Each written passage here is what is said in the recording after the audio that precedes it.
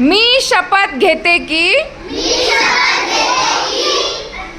मी पाण्याचा वापर जपून करेन. मी पाण्याचा एकही थेंब वाया घालवणार नाही. पाणी हे जीवन आहे याची मला जाणीव आहे. मी माझ्या मित्रांना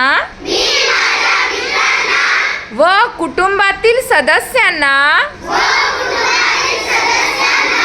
पाणी बचतीसाठी